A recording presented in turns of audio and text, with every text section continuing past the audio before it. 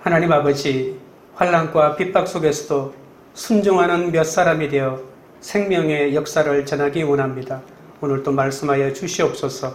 예수님의 이름으로 기도드립니다. 아멘. 제1차 세계대전의 비극을 목격한 독일의 슈펜클러라고 하는 역사학자가 서구의 몰락이라고 하는 책을 내고 이 책이 엄청난 베스트셀러가 됩니다. 슈펜클러는 문명은 탄생하고 성장하고 절정을 맞이하다가 반드시 쇠퇴하는 이 순환 논리를 주장했던 것이죠. 그래서 전쟁의 비극을 맞이한 서구 사회는 이제 몰락의 길로 들어섰다고 주장했습니다. 그러나 2차 세계대전 무렵에 영국의 아놀드 토인비는 문명이 끊임없이 반복하지만 어떤 목적을 향해서 앞으로 나아가고 있다는 것이죠.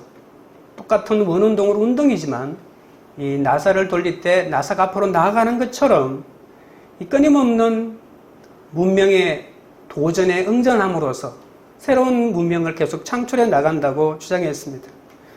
도전의 응전에 성공한 결과 원시 사회에서 문명의 사회로 들어서지 않았습니까? 그럼 도대체 어떻게 새로운 도전에 응전하여 성공의 길을 계속 갈 수가 있을까요? 문명에 일어나는 도전에도 불구하고 계속 성장하는 원천은 아놀드 토인비는 그 사회에 있는 창조적인 소수자가 있기 때문이라고 말했습니다. 그 창조적인 소수자의 리더십을 대부분의 다른 사람이 인정할 때 그 사회는 새로운 문명으로 나아간다고 말했거든요. 오늘 본문은 예루살렘 교회가 환난과 핍박이라고 하는 도전에 제대로 응전하지 못하면 무너지고 말 아주 위험한 순간에 처해 있습니다. 복음은 순탄한 환경이나 고난 없이 성장하거나 전파되지 않습니다. 고난이 많고 환경이 순탄하면 잘 될 것 같지만 너무나도 이상하게 오히려 나태해지고 게을러지고 교만해지기 쉽거든요. 고통과 역경 속에서 복음이 확산되고 승리하는 비결이 이 사도행전에서 끊임없이 보여주고 있는데 이제 막 탄생하여 성장하기 시작한 교회가 어떻게 내부와 외부의 도전에 응전하는지, 그리고 그 창조적인 소수자의 역할을 누가 감당하고 있는지, 그 응전은 성공할 수 있을 것인지 오늘 본문을 통해서 살펴보도록 하겠습니다. 몇 사람의 순종은 여전한 편견이 있음을 인정하는 데서부터 시작합니다. 19절입니다. 그때에 스데반의 일로 일어난 환란으로 말미암아 흩어진 자들이 베니게와 구브로와 안디옥까지 이르러 유대인에게만 말씀을 전하는데, 스데반의 순교로 일어난 박해를 피해 예루살렘의 많은 그리스도인들이 사방으로 흩어졌잖아요. 기독교가 확산하려고 하니까 반드시 환란이 있는 것이죠. 환란이 있어 도망가는 것이 아니라 이 기독교의 확산이 있기 위해서 환란이 일어난 것입니다.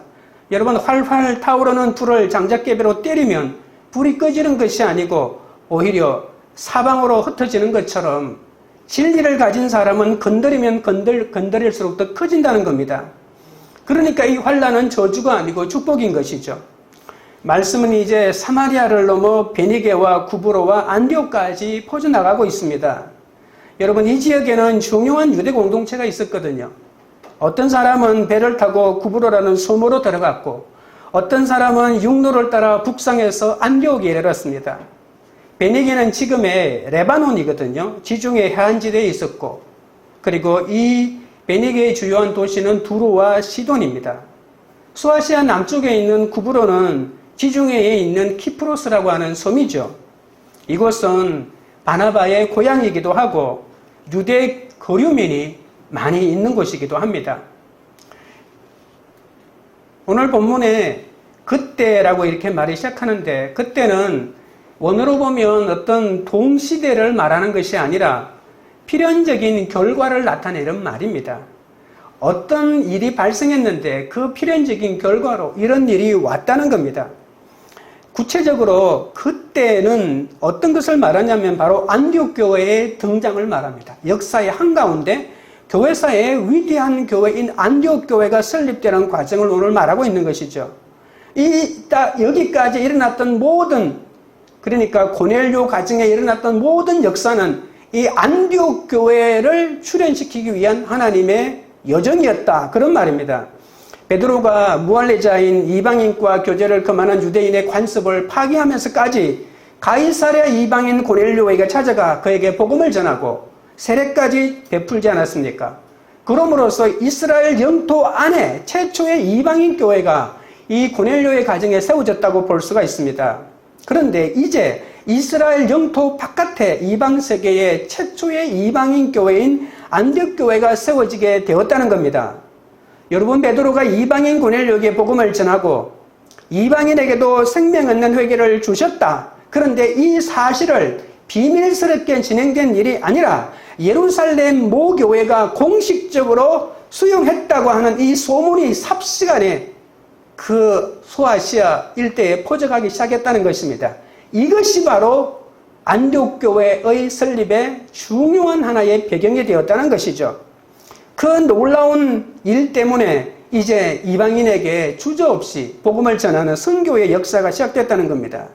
이 놀라운 소식을 접한 그리스도인들 중에 안디옥에 찾아간 몇 명에 의해서 최초의 이방인 교회가 세워지게 되죠. 여러분, 안디옥은 지중해 연안 북서쪽 오론테스강과 함께 연해 있고 지금의 특히 남동부에 알려진 이방 도시입니다. 원래는 수리아라고 불리는 지금의 시리아 지역이 있지만 현재는 터키 땅으로 되어 있습니다. 여러분, 헬라 제국의 알렉산더 대왕이 죽은 다음에 그 밑에 있던 장군인 셀레우코스 1세가 주전 312년에 중동 지역을 석권하고 셀레우코스 왕조를 세웠습니다. 그는 자신이 지배하는 그 거대한 영토 안에 아버지 안티오쿠스의 이름을 붙여서, 그러니까 우리말로 말하면 안디옥이라는 도시를 무려 16개나 만들게 됩니다. 오늘 이 안디옥은 그 중에 하나, 우리가 시리아 안디옥이라고 부르게 되는데 주전 300년에는 이 수리아의 행정수도였고 사마리아 당시인 주후 1년에는 인구가 50만 명, 60만 명이 되었습니다. 여러분이 잘 알고 있는 지금 분당구 인구 정도가 된다고 볼 수가 있겠죠. 이 로마 제국에서 로마, 그리고 지금의 이집트에 있는 알렉산드리아, 그리고 세 번째로 큰 도시였습니다. 이 가운데 2만 5천 명의 유대인이 있다. 어떤 학자는 아니다, 20만 명의 유대인이다, 이렇게 주장할 만큼 유대인들도 굉장히 많이 살고 있었습니다. 유대인뿐만이 아니라 수많은 인종들이 섞여 살고 있는 그야말로 다양한 국적과 혈통을 가진 국제 도시였습니다. 학문이 발전했고 로마처럼 목욕탕이나 광장 같은 건축뿐만이 아니라 성적인 타락을 얼룩져 향락 문화와 동성애도 얼마나 성행했는지 모릅니다. 그리고 이 도시는 신들의 거처라고 불릴 만큼 제우스, 아폴로, 포세이돈, 아도니스, 튀케, 아데미, 아르타르테 등의 신숭배가 많았는데 특별히 아르타르테 숭배에는 이 죄의적인 성매매도 함께 거행되었고 음란으로 너무나도 잘 알려진 그런 제사였습니다. 도덕적으로 타락한 이런 곳에 이방의 첫 교회가 세워졌다는 겁니다. 그런데 안디옥 교회를 세운 사람들보다 먼저 안디옥에 이런 유대 그리스도인이 있었죠. 스데반의 순교로 촉발된 유대교의 대박해를 피해서 예루살렘을 떠나 유대 그리스도인들 가운데 예루살렘에서 북쪽으로 약 480km 떨어진 안디옥까지 먼저 도착한 사람이 있었습니다. 그러나 그들은 안디옥에 있는 유대인에게만 복음을 전했습니다. 오늘 19절 본문을 보십시오. 유대인에게만 복음을 전했다는 겁니다. 안다는 것과 아는 것을 실천하는 것은 전혀 별개의 문제라는 것을 다시 우리가 알 수 있겠죠. 알지만 실천하지 않는 경우가 우리에게는 훨씬 더 많습니다. 하나님의 말씀이 참된 도리고 참된 이치라고 하는 것을 알고 또 믿으면서도 그리스도인들이 하나님의 말씀대로 살지 않을 때가 많이 있지 않습니까? 하나님의 말씀대로 살 때 자신이 현재 지니거나 누리고 있는 것들, 그리고 장차 지니거나 누리게 될 것들을 잃지는 않을까라고 하는 두려움이 있기 때문이기도 합니다. 그래서 믿음은 결단인 동시에 용기라고 볼 수가 있습니다. 오직 용기 있는 사람만 하나님을 전적으로 신뢰하면서 하나님의 말씀을 쫓아 살 수 있는 것이죠.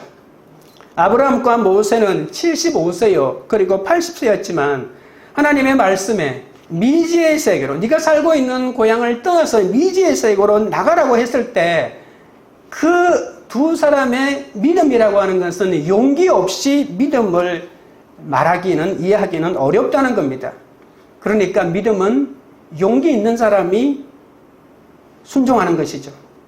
베드로가 이방인에게 복음을 전하고 세례를 베푼 것도 용기 있는 행동이라고 볼 수가 있습니다. 여러분, 안디옥 교회는 최초로 이방인 선교의 교두보 역할을 감당한 교회입니다. 이방 세계 최초의 이방인 교회는 어쩌면 베드로의 수고와 헌신의 결과입니다. 베드로가 자신의 한계 안에서 주님을 위해 자기 몸을 던져 최선을 다했기 때문에 안디옥 교회의 설립까지 가게 된 것이죠. 주님께서 원하시는 사람은 최고가 되려는 사람이 아니라 최선을 다하는 사람입니다. 인간의 모든 문제는 세상의 관점에서 최고가 되려고 하기 때문에 생기는 것이죠. 최고가 되기 위해서는 다른 사람을 짓밟을 수밖에 없습니다. 짓밟고 올라가야 되기 때문에 때로는 그 짓밟는 속에 거짓말도 있고 술수도 있고 알면서도 그렇게 할 수밖에 없습니다. 왜냐하면 그래야만 최고가 될 수가 있으니까 말입니다. 그리고 최고가 되기 위해서는 잘못되고 불이라는 줄 알면서도 타협할 때가 있거든요. 그래서 최고가 목적이기에 자기보다 못한 사람을 또한 업신여길 수밖에 없는 겁니다.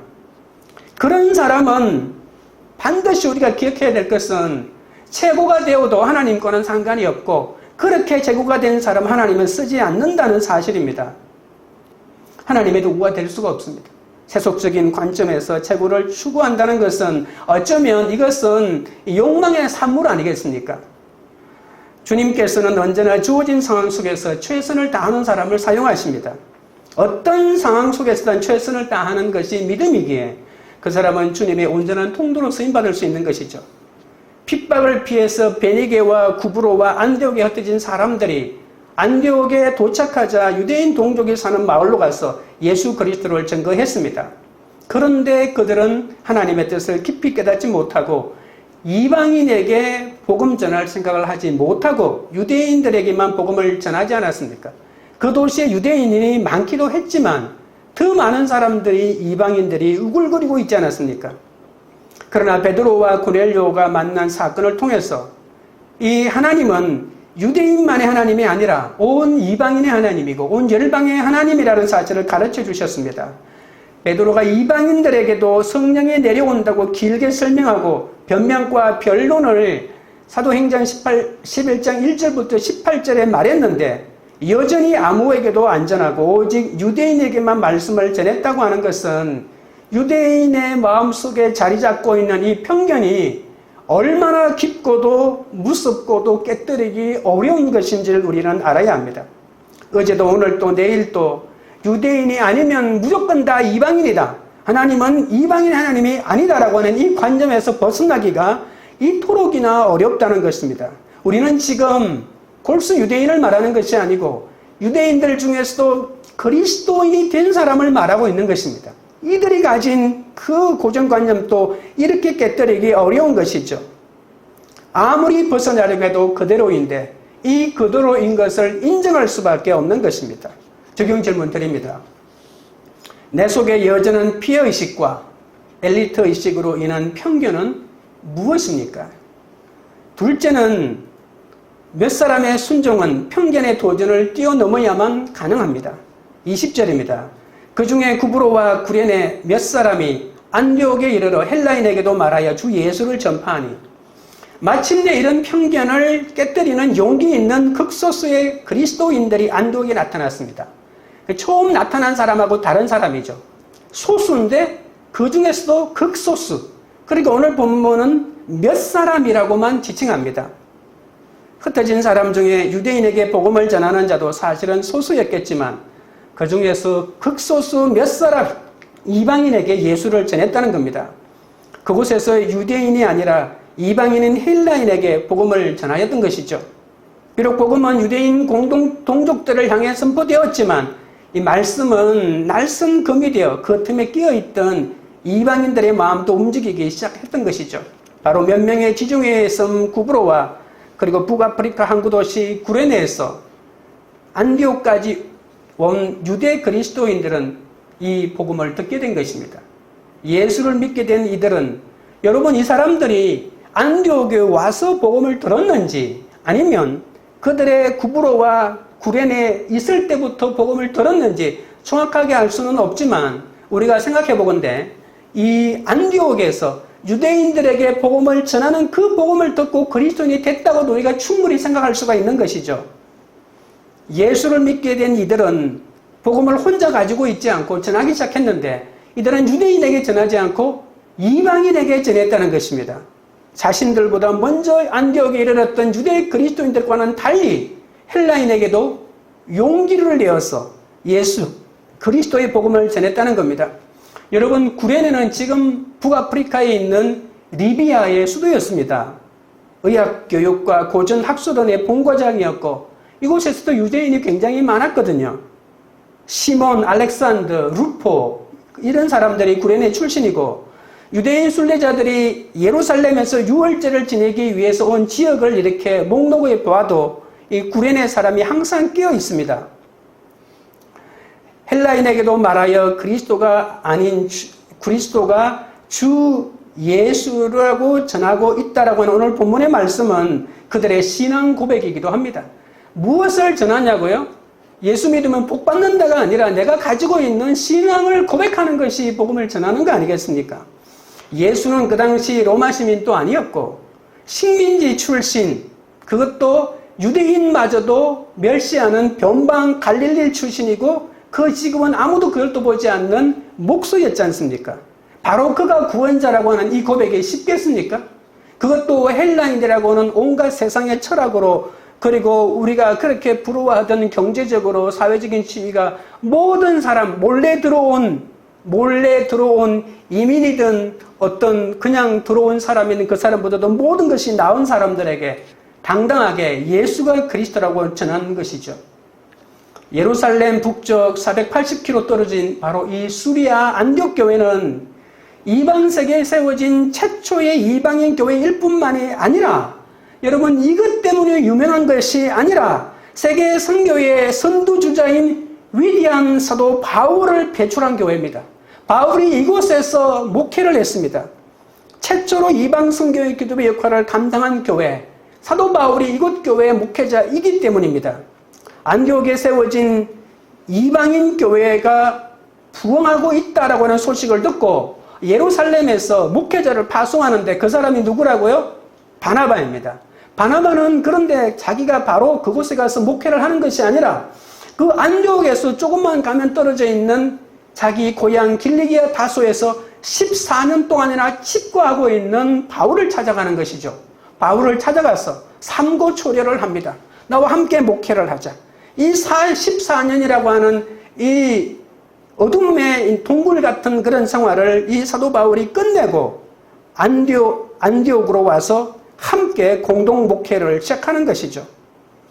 안디옥에 세워진 이방인 교회를 위해서 예루살렘 모교회가 바나바를 보내고 바나바와 바울을 초청하여 공동 목회를 하고 그래서 14년 집거 생활을 끝내고 놀라운 안디옥 교회에서의 사역이 시작되고 안디옥 교회가 세계 선교의 그쯤의 역할을 할 모든 준비가 갖추어진 것입니다.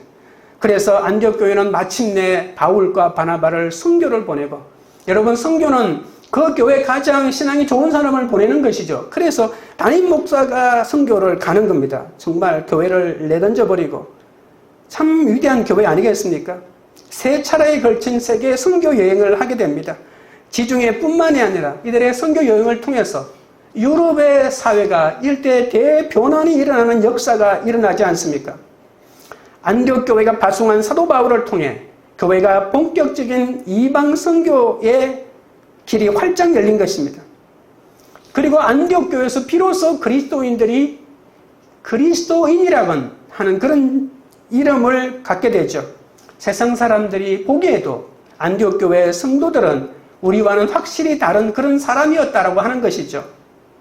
세계교회의 교도부가 된 안디옥 교회 개척의 영광은 사실 베드로가 맡는 것이 마땅합니다. 그런데 베드로는 고넬료 집에도 안 간다고 버티다가 겨우 갔잖아요. 그러면서 자기 눈으로 성령의 역사를 눈으로 보았고 이방인에게도 자신들이 받았던 오순절 성령의 역사와 똑같은 순도 100%의 같은 성령의 역사가 일어난다는 것을 경험하지 않았습니까? 그러면 이방인에게도 주님이 주신 명령을 행하러 가야 한다면서 땅끝까지 나가야 하는데, 베드로는 가이사랴에서도 뒤로 돌아 해서 예루살렘으로 다시 내려오고 맙니다. 조금 더 올라가야 되는데, 여러분, 아무리 이방인에게 복음을 전했다 하더라도 가이사랴는 여전히 이스라엘 땅 안에 있는 곳 아닙니까? 주님의 마지막 명령은 사도행전 1장 8절에 오직 성령이 너희에게 임하시면 너희가 권능을 받고 예루살렘과 온 유대와 사마리아와 땅끝까지 이르러 내 증인이 되라고 하지 않았습니까? 베드로는 주님의 말씀이 예루살렘부터 유대를 거쳐 사마리아까지 이르렀음을 사도 가운데 가장 먼저 확인하지 않았습니까? 그러면 마지막 땅끝까지 이방 땅으로 나아가야 되는 길에도 자신들이 앞장을 서야 하는데, 이 베드로는 그냥 예루살렘으로 되돌아오고 말았다는 것입니다. 주님이 말씀하신 이 땅끝이 이방인을 포함한다는 사실을 모르고 예루살렘 교회만 계속 지키고 있다는 것입니다. 핍박이 와도 평신도만 가고 사도들은 예루살렘만 지키고, 예루살렘이 왜 그렇게 중요했던 것일까요? 이스라엘 땅을 바로 넘으면 사마리아가 있고 사마리아를 넘으면 땅끝이 있는데 그것을 넘어가지 못했습니다. 땅끝까지 이르러 내 증인이 되리라는 주님의 명령을 예루살렘 교회가 공식적으로 수행하고 인정하고 물꼬를 트긴 했지만, 그 사역을 감당하는 사람들은 사도들이 아니라 이름 없는 무명의 평신도들이었다는 사실입니다. 그 역할을 감당한 사람은 구브로와 구레네에서 온 몇 사람에 불과했습니다. 그냥 이름 없이 어떤 이름도 남기지 않고 교회 개척자 이름을 몇 사람이라고만 기록하고 있다는 것이죠. 그럼 안디옥 교회를 세운 사람들에게 대하여는 우리는 전혀 알 길이 없을까요? 가장 큰 상을 받아야 할 개척자들을 이렇게 무명으로 기록한 이유는 무엇일까요? 안디옥 교회를 세운 사람들은 놀랍게도 이름은 고사하고 나이도 직업도 전혀 밝히지 않습니다. 2000년 교회사에서 중요한 획을 끊는 안디옥 교회의 개척자들을 그냥 몇 사람이라고만 밝힌다는 겁니다. 원어로 보면 어떤 사람들이라고만 표현합니다. 세상의 명성이라는 것은 참 허무합니다. 유명한 사람은 어떤 면에서는 무명한 사람보다도 더 불행한 사람입니다. 유명은 오래 가지 못하기 때문입니다. 명성에 매달릴수록 초라하고 불쌍해집니다. 정상에 오른 사람일수록 인생의 허무함과 허탈감을 더 크게 느끼지 않겠습니까? 세상의 시선과 인간의 박수갈채를 하나님의 상으로 착각하면 안 됩니다. 인간의 박수갈채를 위해 사는 것은 하나님을 위한 삶일 수가 없습니다. 세상의 박수갈채는 순간적인 공기의 진동에 불과하다는 사람도 있습니다. 실체도 없는 단순한 공기의 진동에 불과한 인간의 갈채를 위해서 영원하신 하나님의 상을 오히려 도외시하고 상실해버린다면 그보다도 어리석은 것이 어디에 있겠습니까? 이 세상에서 유명해지는 것이 자랑스러운 일 같지만 그 명성을 잘 관리하지 못하거나 그 명성에 걸맞는 인격을 갖추지 못한다면 금세 비참한 적용에 이르고 맙니다. 올라가려고만 하지 마셔야 합니다. 참된 그리스도인은 오른손이 하는 것을 자기 자신의 왼손이 모를 정도로 자신을 내세우지 않고 도리어 자기를 가려야 합니다. 하나님의 상주심을 믿는 사람만이 이 세상에서 더욱 겸손해지고 주님의 도구로 쓰임받을 수 있지 않겠습니까? 하나님의 영광을 위해서 자신을 가릴 줄 아는 사람을 통해서 하나님의 역사가 일어납니다. 안디옥 교회를 세운 몇 사람이 왜 복된 사람일까요? 자신의 이름을 드러내지 않는 사람들은 이 세상의 박수갈채가 아니라 하나님의 영원한 상을 바라보고 하나님의 약속을 바라본다고 하지 않았습니까? 자기를 숨길 줄 아는 사람이 용기 있는 사람입니다. 이런 사람을 통해서 주님이 온전하게 역사합니다. 이 땅의 교회가 무기력한 이유는 교회 성도들을 통해서 성령의 역사가 일어나지 않기 때문 아닙니까? 하나님의 영광을 위해서 자신을 가리는 용기 있는 성화의 삶보다는 하나님을 이용해서 자신을 드러내고 높이려는 자기 공명심에서 벗어나지 못했기 때문 아닙니까?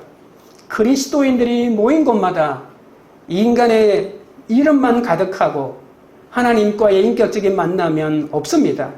인간의 이름이 하나님을 앞서는 곳마다 자신을 드러내려는 인간들의 대립과 분열과 갈등과 다툼만 있지 않겠습니까? 베드로는 히브리파 유대인이라 한 번도 해외에 나가보지 않고 고향을 지킨 국내파 유대인 중에 유대인이었습니다. 헬라파 유대인은 바벨론 포로동으로 흩어졌던 유대인으로 해외에 살았던 유대인들이었습니다. 해외파 유대인들은 사고방식이 좀 열려있고 헬라어도 잘 사용했습니다. 그런데 베드로는 어부 출신이고 헬라어도 잘 못했고 선민의식과 배타의식과 사고방식에 똘똘 뭉친 사람 아닙니까? 또한 그 당시 사람들에게 복음 전하기 너무 어려웠던 이유는 받아들일 준비가 전혀 되어 있지 않는 사람들을 상대해야 되기 때문입니다. 하물며 하나님을 신실하게 믿는다고 하는 유대인들조차 베드로가 전하는 그리스도교를 듣지 않았는데 이방인은 더 심하지 않았겠습니까?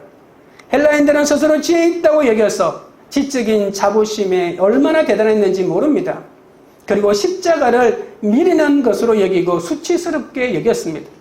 하지만 이 무명의 멋사람은 이 무서운 편견을 철폐하고 안디옥에 교회를 세우고 누구도 할 수 없는 일들을 감당했습니다. 우리나라에도 할 일이 많은데 왜 굳이 해외까지 가서 복음을 전하느냐? 우리나라의 가난한 사람들부터 복음을 전하자고 합니다. 힘들고 어렵고 돈도 없고 사람도 없는 상황이라도 해외 선교에 힘쓰는 것은 사치가 아니라 주님의 명령이기 때문에 교회가 감당해야 되는 것이죠. 안디옥에서 이방인들에게까지 복음을 전한 유대인들은 소수였지만 얼마나 큰 변화를 일으켰습니까? 소수의 변화된 교회가 세계교회를 끌고 가는 겁니다. 하나님께서 친히 이들에게 역사하여 주셨습니다. 극소수의 사람이지만 꿈을 가지고 하나님의 뜻대로 살고 싶어하는 사람들에게 하나님이 축복해 주시는 거죠. 유대인들은 이방인을 무시했지만 이 무명의 몇 사람은 헬라인과 말하여 주 예수를 전파했다고 본문이 말합니다. 사도들처럼 복음부터 전한 것이 아니라 먼저 말부터 걸었던 것이죠. 사실 유대인에게 나사렛 예수가 우리의 구원자라고 말하기는 어떻게 보면 좀 쉽다고 볼 수가 있습니다. 유대인들은 메시아가 오기만을 수천 년간 기다려온 민족이 아니겠습니까? 자신들이 그렇게 기다리던 메시아가 나수란 예수란 말을 듣고 믿고 싶은 생각이 들었을 것입니다. 반면에 유대교 신앙이나 구약에 전혀 상식이 없는 이방인들은 불교나 유교에 심취해 있는 사람들에게 복음을 전하는 것처럼 예수가 메시아다라고 하면 전혀 다른 세계관을 받아들여야 되기 때문에 혼돈을 일으키고 혼란을 했을 것입니다. 그런데도 많은 신을 숨기는 헬라인들이 애타게 찾는 것이 바로 삶의 의미라고 하는 것입니다. 이것이 바로 헬라인들에게 전도할 수 있는 접촉점으로 삼았다는 것이죠. 전도는 친하게 지내는 것부터 시작합니다. 구브로와 구레네 사람은 이방인들이었지만 돌아온 사람들 아닙니까?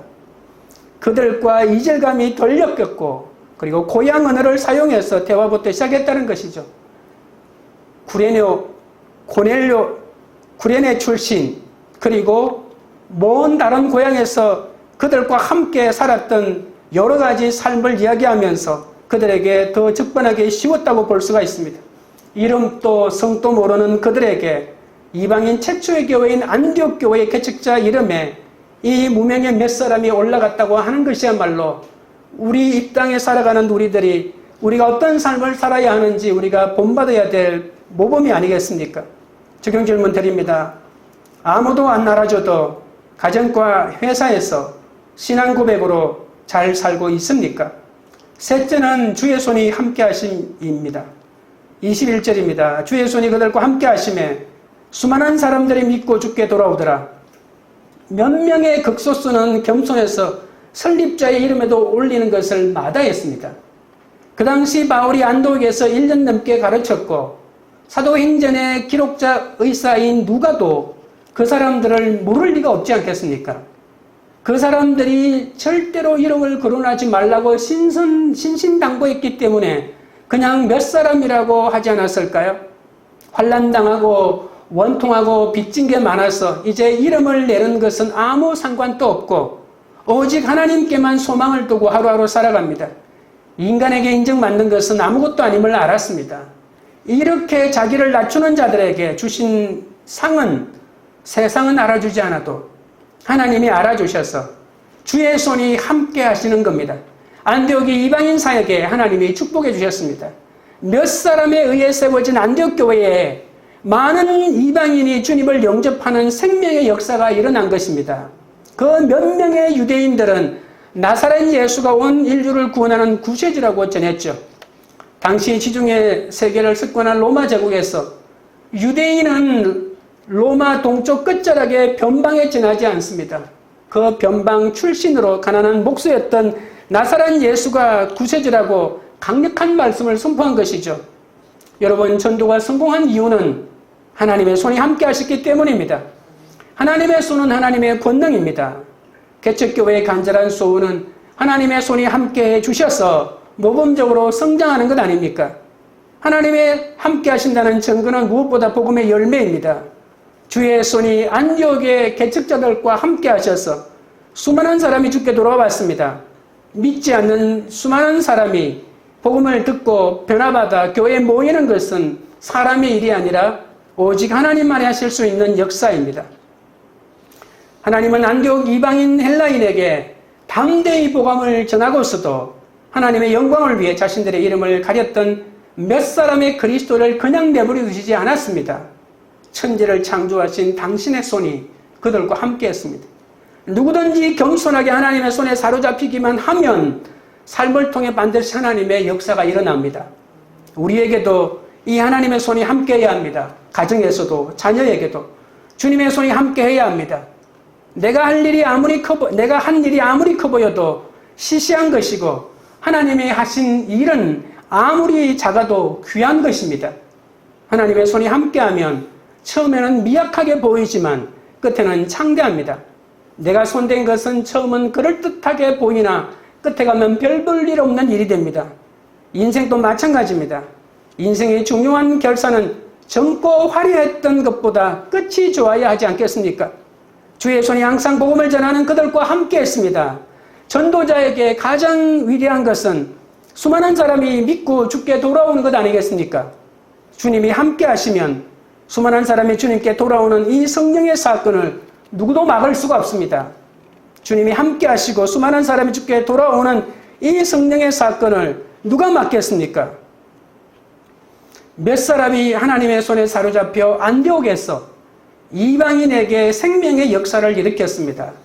미디안 광야의 마른 막대기 같은 노인 모세가 하나님의 손에 사로잡혀 출애굽에 대해 역사를 이루고 베들레헴의 어린 양식이었던 다윗이 이스라엘 왕이 되어 이스라엘 역사를 새롭게 할 수 있는 것도 자신의 능력이 아니라 하나님의 손이 다윗을 붙들어 주셨기 때문입니다. 다윗은 시편 139편 7절 10절에 말하기를 내가 주의 영을 떠나 어디로 가며 주의 앞에서 어디로 피하리이까? 내가 하늘에 올라갈지라도 거기 계시며 소울에 내 자리를 펼지라도 거기 계시나이다. 내가 새벽 날개를 치며 바다 끝에 가서 거주할지라도 거기서도 주의 손이 나를 인도하시며 주의 오른손이 나를 붙드시리다라고 고백했습니다. 십자가에 못 박혀 돌아가신 예수님께서 하나님의 손에 사로잡혀 죽음을 깨뜨리고 영원한 부활의 구주가 되신 것도 기적입니다. 하나님의 손은 천지를 창조하신 전능하신 손이기 때문에 하나님의 손이 건드리면 살아날 수밖에 없는 것이죠. 이사야 41장 10절에 두려워하지 말라. 내가 너와 함께함이라. 놀라지 말라. 나는 내 하나님이 됨이라. 내가 너를 굳세게 하리라. 참으로 너를 도와주리라. 참으로 나의 의로운 오른손으로 너를 붙들리라고 했습니다. 하나님께서 보잘것없는 우리를 붙들어 주시기 위해 당신의 손을 이미 우리에게 내밀고 계십니다. 이사야 49장 15절 16절에는 여인이 어찌 그 젖먹는 자식을 잊겠으며 자기 태에서 난 아들을 긍휼히 여기지 않겠느냐. 그들은 혹시 잊을지라도 나는 너를 잊지 아니할 것이라. 내가 너를 내 손바닥에 새겼고 라고 했습니다. 하나님의 손이 아무리 자신과 함께 하셔도 여러분 그 사실을 우리가 깨닫지 못하면 아무 소용이 없지 않습니까? 하나님의 손이 언제나 나를 붙들고 계심을 잊지 마셔야 합니다. 하나님의 손에 사로잡혀야 합니다. 하나님의 손에 사로잡힌 사람은 그의 시간과 생명이 하나님의 손 안에 있기에 하나님이 반드시 책임져 주십니다. 기적은 하나님께서 나를 잊지 않으시는 하나님의 전능하신 손바닥에 내 이름을 새겨두는 것입니다. 이제 남은 것은 우리의 몫입니다. 우리의 손을 내밀어 하나님의 손을 잡아야 합니다. 말씀과 기도 속에서 하나님의 손에 우리의 삶을 온전히 맡겨야 합니다. 안디옥 교회를 세운 몇 사람처럼, 모세처럼, 다윗처럼, 우리 주 예수 그리스도처럼 하나님의 손에 사로잡혀 살아야 합니다. 하나님의 손에 잡혀 사는 인생이 내 손이 대단한지 초라한지가 뭐가 그래 중요하겠습니까? 하나님의 손에 사로잡힌 우리를 이 세상 그 누구도 그 무엇도 흔들 수 없습니다. 인간에게 가장 중요한 것은 얼마나 출세하고 얼마나 많이 가지느냐가 아닙니다. 누구의 손에 사로잡혀 살아가느냐가 중요합니다. 아무리 출세하고 많은 것을 소유해도 하나님의 손에 사로잡혀 살지 않는다면 언젠가 썩어 없어질 자기 손만을 의지하려 할 것이고 하나님이 보시기에는 아무 의미 없는 그런 인생에 불과할 것입니다. 적용 질문 드립니다. 어떤 상급보다 주의 손이 함께 하는 것이 큰 상급임을 믿어지십니까? 말씀을 맺겠습니다. 몇 사람의 순종은 여전히 소수의 편견이 있는 것을 인정하는 데서부터 시작합니다. 그렇지만 무명의 극소수가 이 편견을 철폐하였습니다. 왜냐하면 주의 손이 함께 하시기 때문입니다. 무명의 몇 사람의 전도로 헬라인이 주님께로 돌아오자 이방지역 최초로 안디옥 교회가 세워지고 열방으로 향한 선교의 길이 열리게 되었습니다. 우리 한 사람 한 사람의 헌신과 순종이 보잘것 없는 것처럼 보이지만 하나님의 권능의 손이 함께 하시면 생명의 역사가 일어납니다. 성령의 손에 사로잡혀 그러한 몇 사람이 되어서 이 세상을 변화시키는 여러분 되시기를 주님의 이름으로 축원드립니다. 찬양드리고 기도하겠습니다.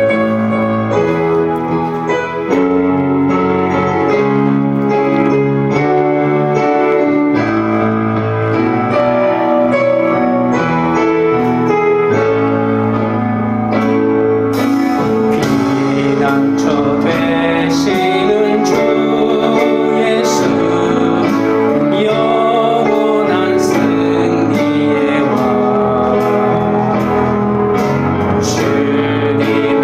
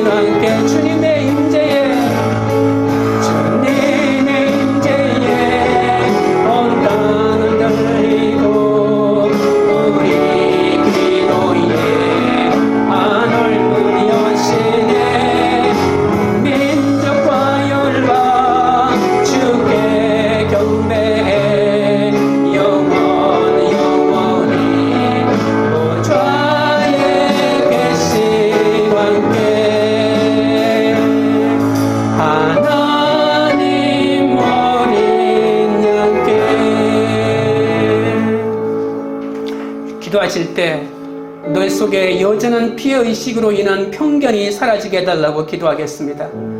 남이 알아주지 않아도 가정과 직장과 교회에서 예수님이 나의 주님임을 고백하며 살게 해달라고 기도하겠습니다.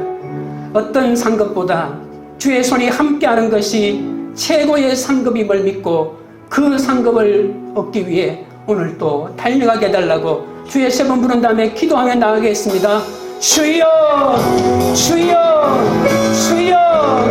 거룩하신 하나님 우리 아버지여, 아직도 내 속에 여전한 피해의식으로 인하여 편견이 사라지고 있지 않사오니 우리 아버지 하나님이여 불쌍히 여겨주시고 내 속에 모든 피해의식으로 만들어진 모든 편견이 사라지고 하나님의 눈으로 온 사람들을 같이 볼 수 있도록 우리 아버지 하나님이여 역사하여 주시옵기 바라옵나이다.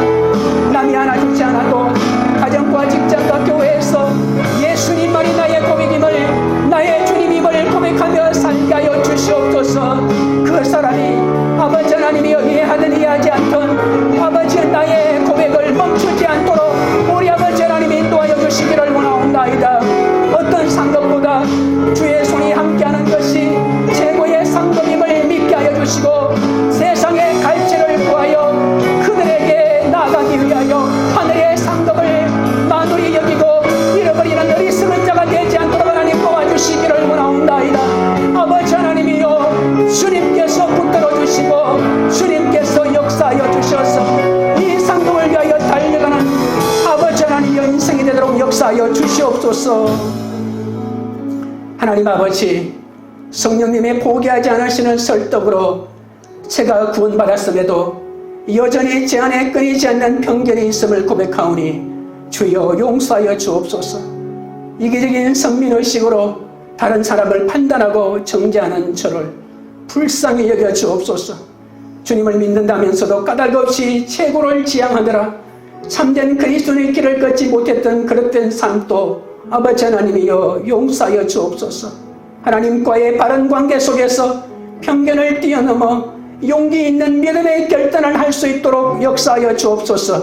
안디옥교회를 세운 몇 사람처럼 아무도 알아주지 않는 무명의 존재라도 두려워하지 말고 전능하신 하나님께서 당신의 손을 이미 나에게 내밀고 계심을 잊지 않게 하여 주옵소서. 지금 주어진 상황 속에서 최선을 다하게 하옵소서. 제가 지닌 것이 부족하고 배운 것이 모자라고 자신이 보잘것없이 여겨지고 실패의 아픔 속에 있어도 나를 부르시는 주님만을 바라보며 주님을 위하여 최선을 다하도록 인도하여 주옵소서.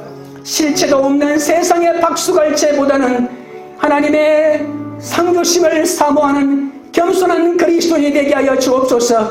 세상의 인정과 상이 아니라 하나님의 상주심을 사모하여 안독교회를 세운 몇 사람들처럼 무슨 일을 하든 오직 하나님의 영광을 위하여 날마다 자신을 숨기고 가리는 이 성화의 삶을 걸어가게 하여 주옵소서.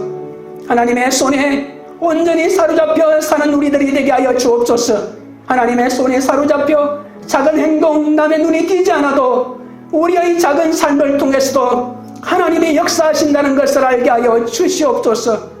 하나님의 상을 푯대로 삼아 매일 자기 자신을 부인하는 삶을, 그런 용기 있는 삶을 살게 하시고 우리가 하나님을 위해 헌신을 다하고도 세상에 이름이 드러나지 않을 때 오히려 하나님께 깊이 감사하고 이름이 두드러지게 드러날 때 하나님 앞에서 두려워하며 겸손한 저희들이 되게 하여 주옵소서.